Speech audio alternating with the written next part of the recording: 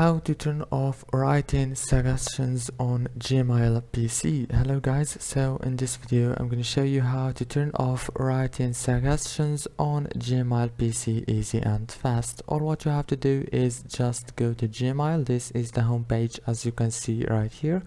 Now go to the top and click on the settings option here. After you click on it, it will take you to this page. Click on see all settings. Now here on this page, scroll down until you find the Smart Compose options, and here is the writing suggestions off. Click on it and your writing suggestions will be turned off easily. After you finish, go down and click save changes. As you can see, very easy and fast. Don't forget to like and subscribe, and thank you so much for watching until the end. See you later and thank you so much.